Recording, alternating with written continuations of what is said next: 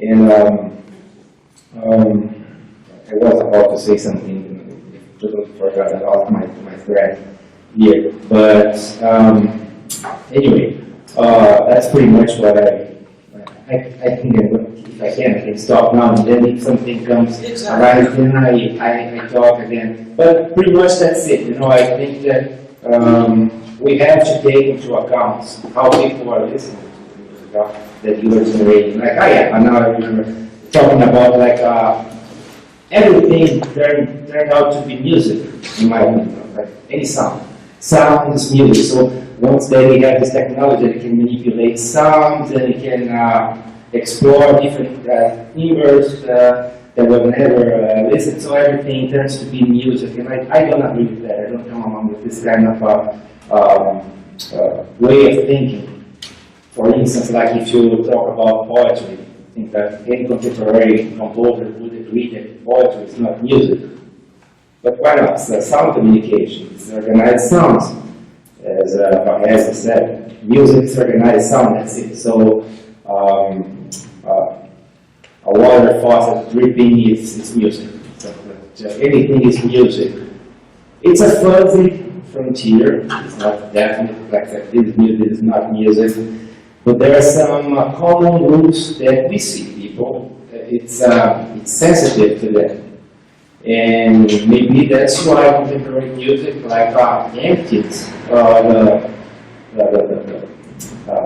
audiences. That very few people are really interested in contemporary music. Maybe you can rescue that back. And that was exactly what I was exploring. Doing this kind of improvisation, but with computer models, then you have some context, and people can kind of like, oh yeah, I can follow your plots, but it's not a semantic plot. Can also be. You can come along. You have like a song, like you have lyrics and you have music, but it doesn't need to be there. But anyway, you have to have a context. Otherwise, it's like white noise. Like if I compose white noise, it's the most original thing. Okay, it never repeats, but it sounds like the same all the time. It's always shh. That's it. You know. So I think that to be original, you have to have some context and explore. So that's it. Thank you.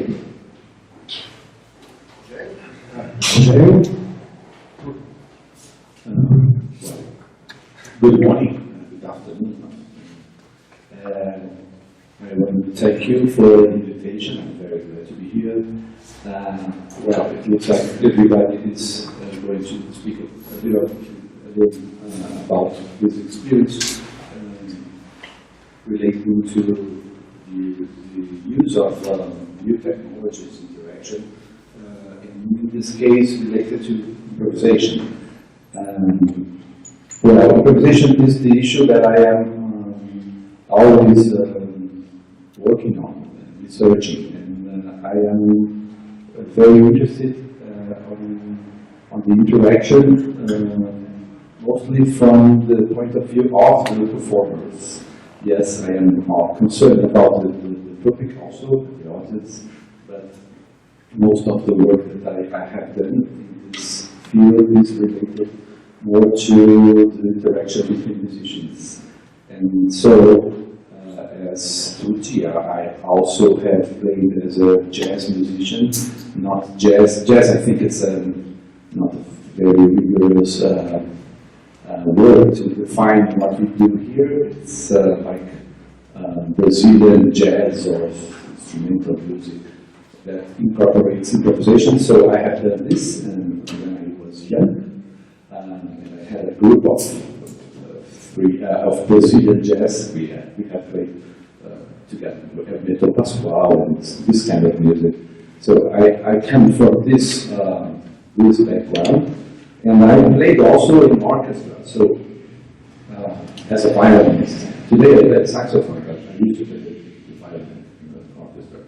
So I have these two kinds of backgrounds, and I was interested in composition also. So my concern was to find a way to integrate all of these activities as a composer, as a performer, and also as a music educator, because I work with children, I was very concerned about education. So my research began with this kind of preoccupation, and soon I developed lots of different works and researches that try to connect this kind of these activities. In my master dissertation, I made a kind of a panorama of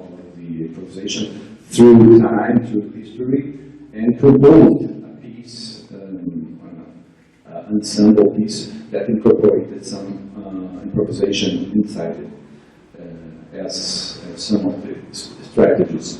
In my doctorate, my PhD, I dived in this issue of free improvisation. And well, it was very much more philosophical research. I construct my fundamentals from the philosophy of Gilles Deleuze and try to delineate a background for this environment for free improvisation. And I think it's possible, and it's not, I think that it's possible. It's a very strong scene of free improvisation everywhere I see. Here in Brazil, I am very surprised from 10 years from now, I think. We have lots of groups that are doing free improvisation, and we have different places where we can go to watch. And I was living in Europe now for 1 year for a postdoc, and in Berlin, and in Paris, and in Praga, and lots of different places. I have seen a very strong and very nice professor scene for free improvisation. The special occasion that I had to go to a conference in Praga, and there I watched a very nice concert involving Paulinho Queiroz playing the accordion, and George Lewis playing the trombone and the Voyager, and Joel playing the contrabass. And it was very nice to see that, because it was a conference just about free improvisation, and everything that was done there were people saying, making communications about their experiences, very academic things, workshops and concerts, everything related to improvisation and free improvisation especially. And this issue of interaction with computers, it was a very strong issue that it feels like it's a very update concern for everybody, and lots of artists and musicians that are not just playing their acoustic instruments, but always incorporating technologies. And well, just to not be very long, I'll just finish saying that nowadays I'm playing in a group. Well, I have included to make an invitation for you, everybody here. We are going to play tonight in Sesky Pompeia, a concert with this group, that's a group of my students in the university. That is a group that is dedicated to free improvisation. The Orchestra Errante, we are playing there, together with another group, a duo that plays in free improvisation also, but it's a different kind. And I am doing a kind of solo work with my saxophone and a set of technological apparatus, including PD patch, pedal, MIDI pedal, and a microphone, and everything. And I am researching about issues that are related to how much control do I have with this hybrid machine. I used to say hybrid because I have an acoustic, physical instrument, and I have a digital instrument. And this ensemble, it's very complex. So we have to try to work with this. So I'm very interested to try to work with the OMAX to see how it works. But we are working together in this kind of issues too, me and Stefan. And I think it's going to be very interesting to know about your experiences about these issues. Thank you again for the invitation.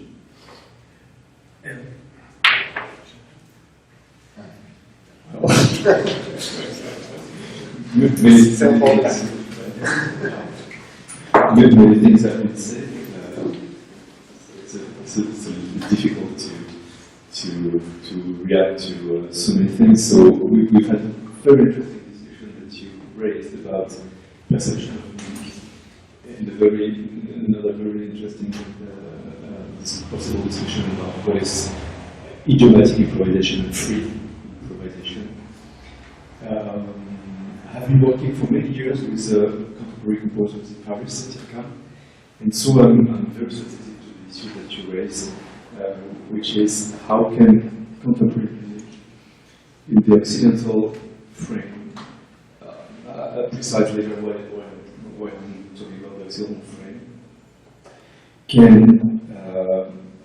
reach the public, can reach the audience, and not empty the rooms as we see too often, unfortunately. And I've been really wondering what does it mean for a composer to think about the action of his her music on the public, on the audience. So you said something. You said you have to be aware of cognition and perception. That's true, and especially with many interesting discoveries are being made in neuroscience. On the other hand, the composers who were writing in idiomatic styles, for example, tonal music, modal music, or ancient music, they were not neuroscientists.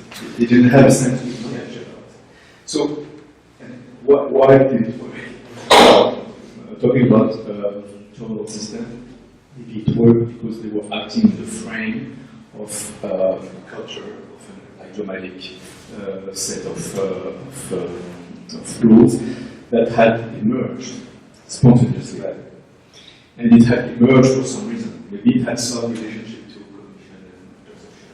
But the composers themselves, they were probably not really aware of this knowledge. But they had intuition well. They were acting in a safe, they were acting in a safe environment.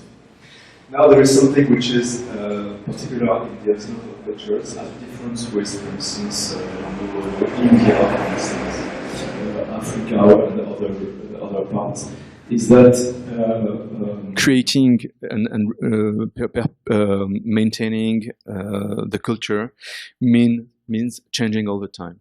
Trying always to find new things, which is very special. It's not true everywhere in the world. It's something that is particular to a small part of humanity, which has this kind of obsession, which is strange, which is kind of weird, of always changing things. So the real issue is, so I'm not saying if it's good or bad, but it is the way it is. For instance, if you go to India and you look at traditional music, you listen to forms that have been performed and improved during centuries, and they are there. And you are always changing things because you are improvising, but you're not changing the frame. And there's no desire of changing the frame. It's not the purpose. It's not the purpose. But for us, it's different. We're always trying to create new forms, new paradigms, new rules, or new lack of rules if you are completely free. So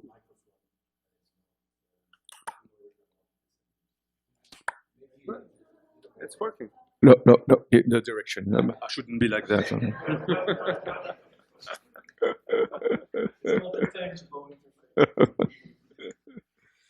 So the question is, how can you always change things and still reach the public and be coherent with the universals of perception and cognition? So as you say, maybe one way is to get more and more aware of scientific results about cognition, but I'm afraid this is not enough because I have seen in IRCAM that there have been several tries several collaboration between composers and specialists of perception, like, for instance, Stephen McAdams. I'm sure you know Stephen McAdams, who is now in McGill. And he worked with the composer, American composer Roger Reynolds.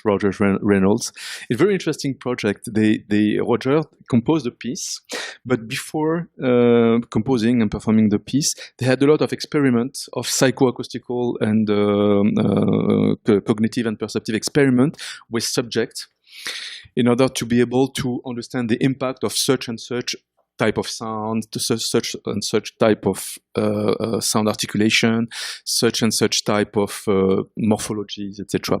So the composer has this kind of cartography of which has a perceptual meaning. And they carried another set of very original experiment. They gave concert with sketches of the composition, and the people in the audience, they had devices like that with a button, and they were asked to turn right or turn left the button at certain moments in the piece, depending on how they felt, increasing or decreasing tension, etc. And everything was captured by the computer, so there was big database of reaction, of emotional reaction from the public. Yeah, it's a good example. So they try, and so then they try to correlate the data that was measured and the music and the recording of the music, and also to correlate it with the way a section of music was written. So there was this whole apparatus. And then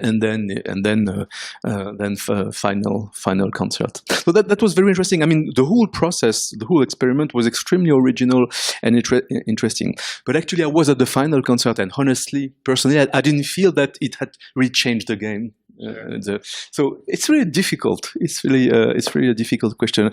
I don't want to speak too long, but my feeling is that the most interesting composers I have met and worked with. I'm just thinking right now to Gérard Griset, because we were talking about Gérard Griset yesterday.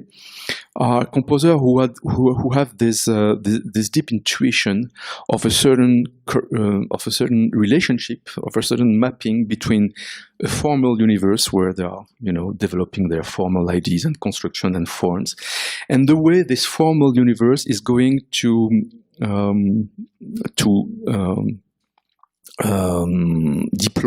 deploy in space and in time during the time of the concert. They have the strong intuition of the relation between the formal universe, the way it's going to dispatch in time, and the way people are going to feel the organization of things in time. That is the evolution, actually, how the audience is going to feel the complexity of the musical setup and the evolution of the complexity in time. And they have a good intuition of how to make this interesting and intriguing for the audience. So the audience doesn't get bored.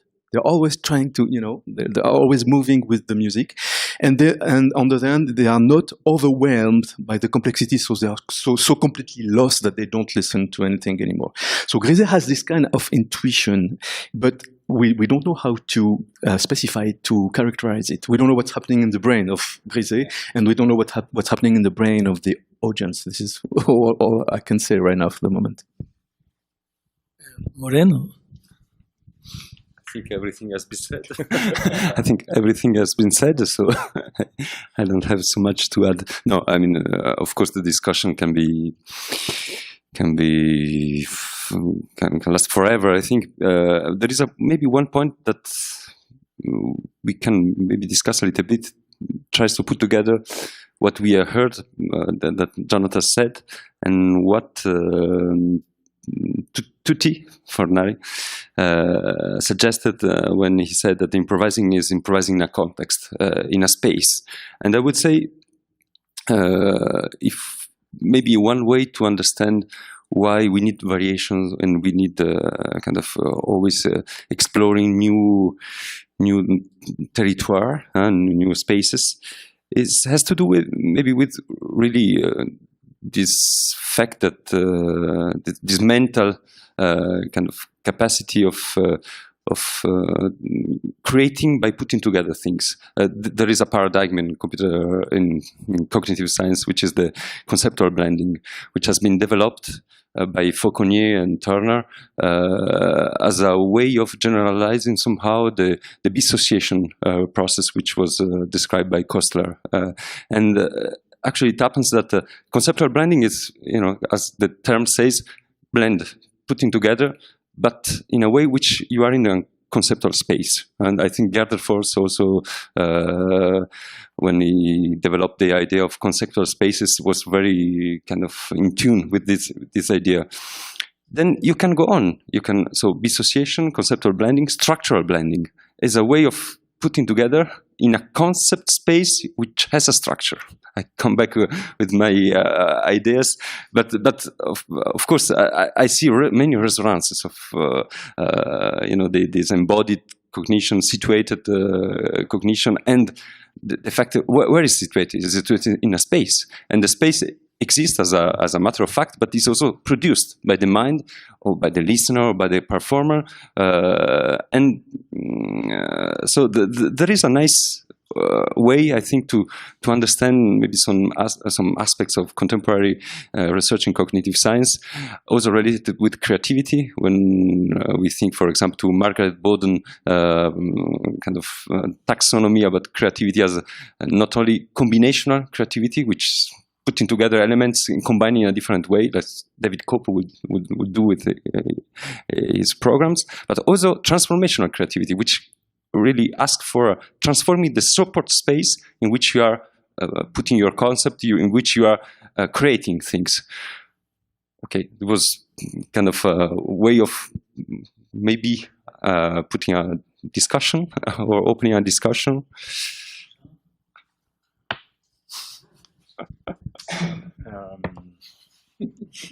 No, I have not much to say about these more perceptual aspects of music. As you probably saw, my focus is more on the formal aspects of the compositional processes.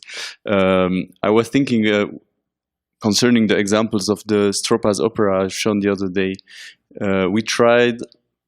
We started a work, we never did it at the end, but we had the idea of trying to correlate all these processes of sound synthesis to how, and the processes of how the composer thinks the sound he makes. So we identified several layers of intentionality in these processes. There is the general story, and then some narrative aspects. I want to express this or that situation with the sound environment he creates. Then some feelings, this character is laughing, is dying, is however, and then there was a level of sound, of pure sound, pure perception of sound. So the composer plays with all these levels, and then we wanted to try to make this listen to some auditory, to the people with the recordings, and see if the things that the listener perceives corresponds to the intentions of the composer. Unfortunately, we just made the study until on the composer side, and we never made the listening experiment. But that would have been interesting, and I'm not sure it would actually correspond, because if you don't give the indication to the listener, probably doesn't perceive the same thing as the composer had in mind when he composed. That's my supposition, but I don't know but what someone thinks about it. Maybe I'll say something. No, go ahead. Because I spoke too much. No, Somebody, you don't. But I said. No, but you can conclude. No, Just okay. My point I did before, and I stress now again, is that I think improvisation as such, it's a good way for understand it. That's my point on my talk, to simplify it. When you have your body in the middle of the computer and your instrument, such experience is so complex, and you take some many aspects of the human life and the embodiment that as a such, as a subject of studying this enough to understand deep questions that they are discussing as you're using your improvisation with image. So that means I'm not skipping this stylistic problem that you are discussing. I'm not skipping that, but what I'm saying that we should empower a little bit more what we have done in terms of improvisation. As a composer, I have listened to many people say you are a composer or an improviser. I don't think we should take too much attention to that. I don't take. I believe I am a musician. So, and that's make me a lot helps me to live. And I think, of course, the only difference I see in that, and I think is interesting, is the difference that Richard Orton took in the early 70s, before the organized sound comes out. He did a very interesting article about talking about the time, or the cycles or build up. He said that the difference for me is how long is the cycle of realimentation take place. So maybe in improvisation, the cycle of realimentation of ideas and listen is very short. And in composition, the cycle is very long. And you very much mature ideas, but that are out there when you improvise as when you are composing. So as a subject for today, and for the whole thing, my point is that it's important to try to understand the connection between musical structure and computer models and other things like musical cognition to empower the study of improvisation. This is my point today. Yeah. Well, it looks like the issue of structure is very important here. I wasn't in the other debates, and I was watching some of the debates and the conference in the streaming, but some of them I missed. But I will stress, as I am an improviser, and I am a composer too, but I think I'm two persons, because when I am an improviser, there are some specificities of this activity that are not in composition when I am composing. Because when I am improvising with my colleagues, we are composing together. And there are some issues that are related to this environment that brings the idea of uncontrolled, because I don't know really what the other guys are going to play. Of course, in the group that I run in USP, we have lots of different strategies to run a performance. Like we sometimes use a graphical score, or sometimes we use a word as a trigger for improvisation. Like let's play thinking about love, or something like more abstract, like silence, or something like that. Or sometimes we improvise just thinking about roadmap that goes from very rarefied to very dense and come forward. But sometimes we improvise from nothing. We just rely on our very deep listening, and here we comes with Pauline Oliveira's and interaction. And yes, there are some rules that are rules of procedure and not musical structures.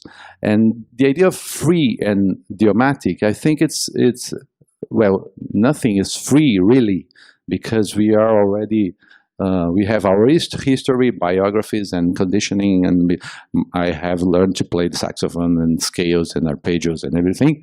But the idea is not to be submitted to any specific idiom. But the idioms inevitable comes out from the interaction, because sometimes I play something that reminds somebody from that was playing with me of a phrase of bebop, and he tries to make something like that. So we are always playing with structural ideas of music and structural procedures, and we are thinking about contrast and homogeneity, what makes public bored or make them scared or something. So after the performances, we are always discussing together with the group about the results. But there is a very strong idea that runs inside of our practice, that is the socialization of creativity. So for us, it's very important that we are dealing with this idea of composing and creating together.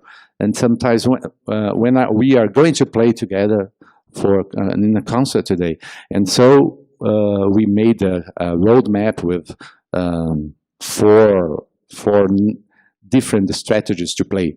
But when we play in our rehearsals, it's like a game that we are playing, and we are very interested on playing. Of course, when we are going to play in a concert, you have to make some strategies for that. But I think the idea of a structure, it's implicit on the procedures and the practice of the group. So we have the rehearsal. The rehearsal is a kind of place that we are thinking about time and place and interaction, and some rules that sometimes are more ethical about how I respect the contributions of everybody, how I try to integrate, or how can I contrast and make a new idea, and so on. And we are not very worried about originality, because it's always original, but it's not our main concern, because it's original because we are going to play, and we never played that performance again, and we're not going to repeat. It's impossible.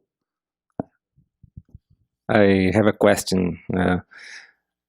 During these concerts of free improvisation, don't you think, it's my point of view, it seems to me, that the environment, the sonic environment that forms, it comes close to soundscape composition.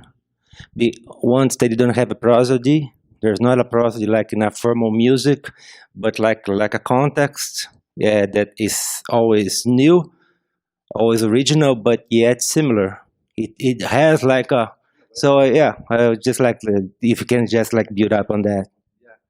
Okay, there's not a prosody, yeah, but sometimes we play well, sometimes we have some strategies that are very linear and discursive sometimes, and it's just a strategy, because like I say, we are going to play from very silent going to very dense and come to very, and it's not forbidden to use fragments of melodies or trying to, or it's not soundscape, because sometimes we feel like we are in a kind of soundscape, but sometimes it looks like we're playing, I think, and it is a very interesting thing that we have a very, a public that is growing. The last one that we play in a place in São Paulo, Serralheria, it was full, and it was great, because it was a public that was very interesting to see what is going to happen. And we made a very interesting roadmap of the concert that was only like, we begin with the electronic, then we go to the wind instruments, and then we go to the strings, then we have a tutti, then we have a solo, and this is what the organization of the concert, and nothing else. Huh? You was there? You wasn't there. Oh yeah, not tutti. It's tutti ripieno, tutti. It's like a concerto grosso, like you know. But not the tutti of the ripieno. But there was this kind of, and we try to make some interesting things with the musicians playing inside not in the stage, but coming from the, well, we work with the space also. Of course, we were interested on captivating the public and the audience. It was not a very, like you say, when you are only worthy with yourself. Yes, it was not hermetic, selfish, or onanistic, maybe masturbation, musical masturbation. No, it was very worthy about people, and it was very nice. And I think this issue of the public and the structure is implicit in our kind of practice. We have a question from the audience. So, There is an audience.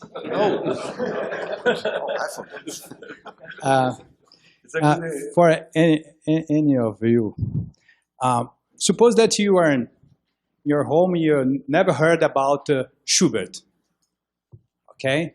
And a friend of you take a music, let's suppose a quartet, the Death and the Maiden.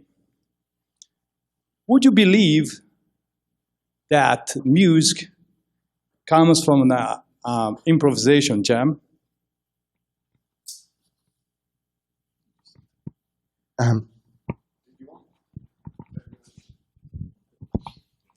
Good question, and it relates to what Jonatas was saying just a moment before, when he was talking about the extent of analysis of the past and of prediction of the future, which is completely different in an improvisation setup and in a compositional setup. And this is where the difference lays. So because we are doing computer systems that simulate the improvisation phenomenon, we have been thinking a lot to this question. And in our model, we incorporate this notion, which is very, very true when human people are improvising. So at a certain time t, you have a certain window of time directed toward the past, which is the extent of the material that your brain can analyze in order to take decision. And then you have a window oriented toward the future, which is the extent of the impact of your decision. So your decision could have an immediate impact, or have an impact in 1 minute or in 1 hour.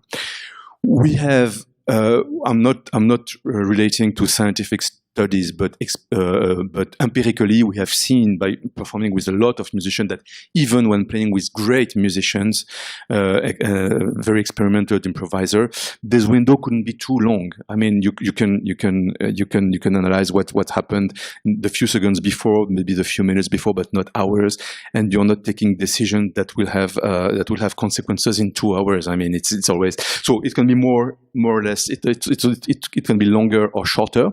It can be combined. This is not to be confused with all the material, the organization of your musical memory, because when you're improvising, you are drawing many elements from your musical memory, and these elements may come from very far, from things that you learned 20 years ago, for instance. It's a different matter. I'm talking about the time frame analysis of the real-time process of the performance, listening to yourself, what you are doing, and listening to the fellow musicians. Of course, it's very different in the composition, and this is the interest of composition. You are absolutely free. So you can take a decision, for instance, at the beginning of the score that will have some consequences, maybe at the end of the score, which could be very long, which could be 1 hour long, or 6 hours long if it's an opera, 4 hours long if it's an opera. And you see many such things in Wagner, for instance, with the recurrence of themes, leitmotifs, etc., etc. So to answer to your question, no, I think you would see that it's not improvised because you would perceive the difference in these particular time scales. So there is a. Sorry? Because the structure is more Yeah, it's the question is how much structure as a normal listener, if you're not, I mean, a professional, how much structure do you perceive? It's not obvious, but I think that you perceive this question of time frame, of window, of analysis and future. So when you listen to improvised music, you see that these windows are not too long, and then that the decision comes from events that just happen and have an impact on events that are just going to happen. And you feel that it's very different if you're listening to the quartet, for instance, of Schubert, because you're going to perceive intuitively that these time frames are, the scales of time are longer. Of course, now if you're an educated listener, you will also begin to build up the structures that derive from all this decision and figure out the structures. But maybe a naive listener won't exactly figure out the structures, but feel the difference. I guess so. Just sort of as a quick comment, without necessarily going against what Gérard just developed, but the classical composers, Schubert included, used to improvise a lot on the piano. This is a lot of composition emerges from improvisation, and Liszt was famous and for improvisation. Sorry, so that's why you chose Schubert. So. True, you have in composition, you have the possibility to go back in time as much as you want, or go forward and organize things. But improvisation is part of it, usually as well. So it's not always.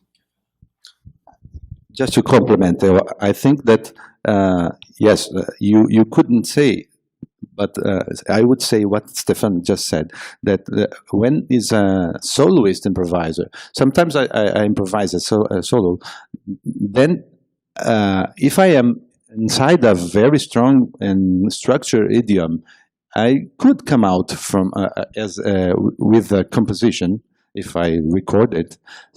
But in a collective improvisation, the result as a quartet, it would be impossible, because a quartet is and it's very homogeneous from a one man's mind. Okay. Just a remark on what Gérard said. I'm not sure I agree, because I think even if you listen 2 seconds, you could immediately see if it's composed or improvised music. If there is a quartet playing, for instance, you take 4 players, you say improvise, and they do not have even time to set up something. So it's not necessarily only a question of time frame. You're right, because here you have the vertical dimension. If you listen to 2 seconds, you will guess that it's composed because of the homogeneity in the vertical and the harmonic dimension. I was talking only about the linear time dimension, but you're absolutely right. So you have to think about this in both directions. So even on a small time frame, then you have to see on the vertical harmonic, not only harmonic, but it's the complexity, it's the instant complexity dimension. If this could be done by improvisation or not, and I'm not sure if we can apply the same idea I was applying to the time to the timeline, because if you have several person improvising together and they are building up a common sound texture, what would make the difference?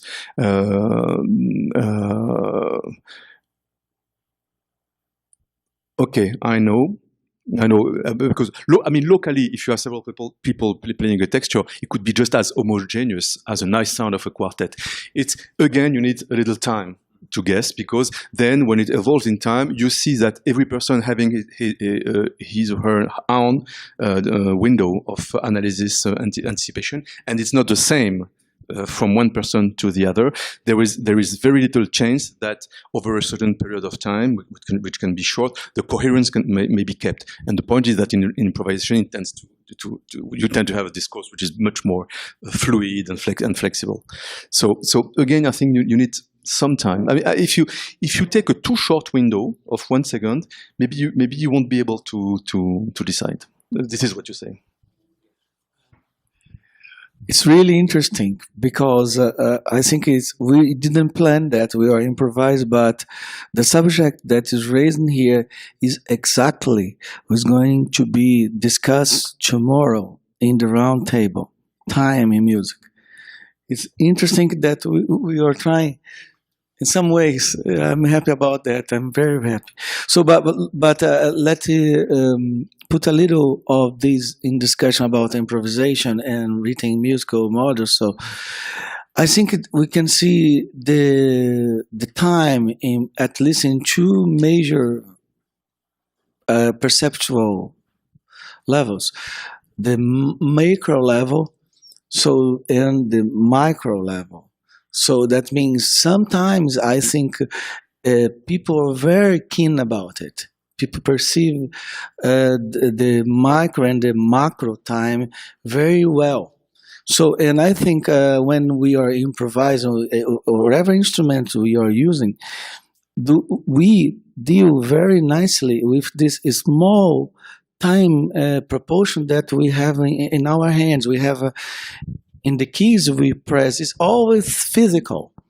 So, and I connect these physical properties of the instrument with the concept of embodiment. And I think the perception of the time is somehow correlated with a very interesting concept from Gibson, from the visual, that's called affordancy. Because what I mean is, for a composer, for an improviser, or whatever, the material that he's deal with has a kind of affordance. What I mean by affordance, the shape of the thing tells the user things about it has to be processed and that has to be used.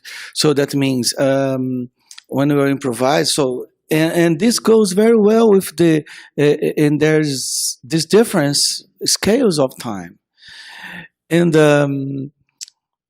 I think it's my point here is that taking account the way the material tells us about itself and the way you manipulate it, and taking account of the macro and the micro level, we have this difference between when you have more time to develop the model, or as a computer model, written music, and you have less time, but to keep or maintain the argumentation with micro modulation or with macro set of the network.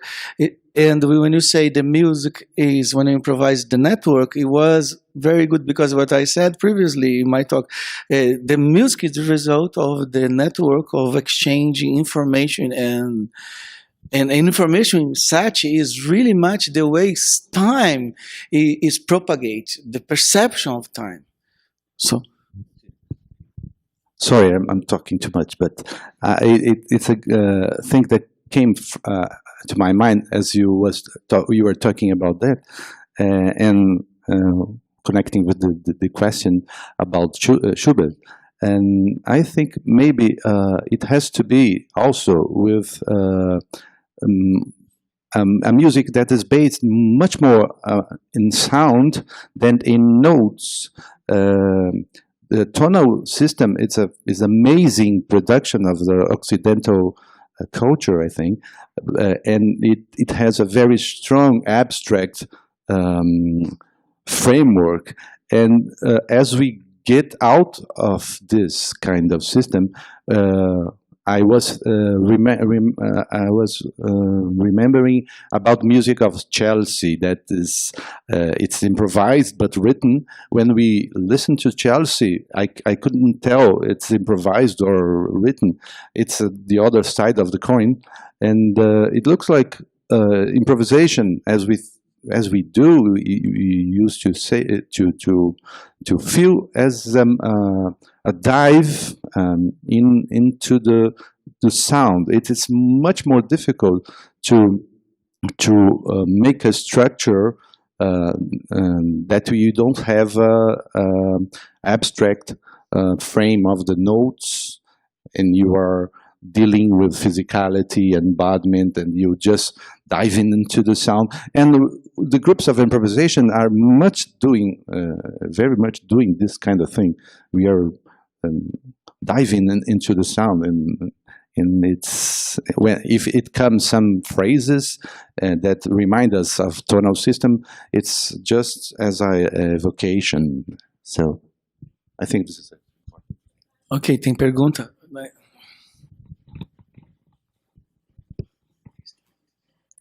So it comes from Kleber da Silveira Campos, and he says, my question is about the solo-free improvisation and gestures improvisation. He's developing a survey on the study objective to begin the process of creating a taxonomy of theatrical gestures based on the extended percussion and oboe techniques to use in solo-free improvisation performances. The character of the sound created in the micro gestures utilized to execute the techniques inspired the movements. This definition is based on 3 types of gestures: musical, incidental, and theatrical gestures used for improvisations, and expanded. Techniques are taken from individual experimentation workshops within the context of free improvisations, and then recorded and analyzed. So my question is, I would like to know the opinion of someone in the table.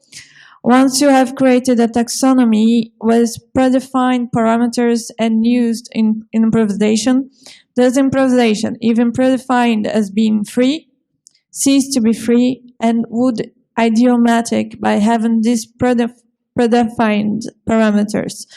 Or would configure parameters not defined, in this case, one idiomatically? Or the sound emerging result of these parameters can be considered free, but based on an idiomatic language?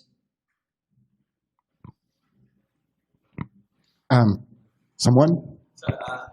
I have one comment, not an answer, because the first video I showed you in my talk this morning was very bad, but the performer there was Kleber. Yeah. I'm very glad to have you here, Kleber. So I'm not strong enough to answer this question.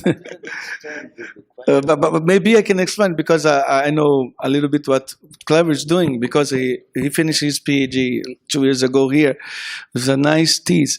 What he's trying to do is develop a kind of taxonomy of gestures and classify the gestures in using the idea of taxonomy. And I think what his question is, when you have this classification, you have this taxonomy, the result of this is not any more idiomatical? Is it free? And somehow how you combine, how you define a kind of, if you define the taxonomy, use the taxonomy, is that idiomatical, quasi? I would say it's quasi-idiomatical. I don't know. Well, I think it's a kind of, you establish a kind of language. Well, I'm not sure, but this maybe ties to the whole discussion here. That when you have on the one hand, idiomatic improvisation is shared by a greater community. It's something that you learn and it is transmitted, and there's a tradition usually. And then free is sort of the reaction, quote unquote, where you say, okay, let's do with all this and just improvise freely without any pre-established rules. And probably what we're exploring here, particularly now with new technology that allows to define new sets and new rules, and this pursuit of originality can be made more defined or refined and have some category that's in between. It is structured. It can be structured in various ways, mathematically, or with computer algorithms, or with various types of environment in which you're immersed, or with way of transforming your own sound. And so you have a whole array of possible types of improvisations that are neither idiomatic, neither completely free, and sort of rendered possible in part by new technology. So I think that would be my sort of reaction to this dichotomy that is no more dichotomy. Tucci, you want to? Yeah, just briefly. Any scientific model, like taxonomy is a scientific model, is incomplete, infalsible. So those are the bases of science. So anything can turn out to be proved wrong or incomplete. Incomplete is always like that, but you can always have a better model for something like that. So that's the problem of taxonomies. That's it.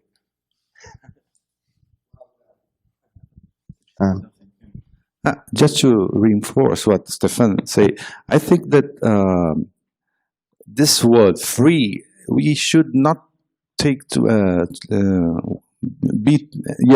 take too much account, because there's not.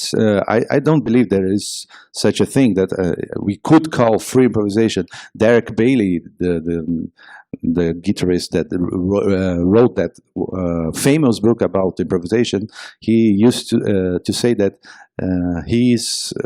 it's not possible to make a free improvisation unless you don't play with the person more than once. Because if I play second time, because I already know his kind of, and he used to detune his guitar to play everything as the instruments were new.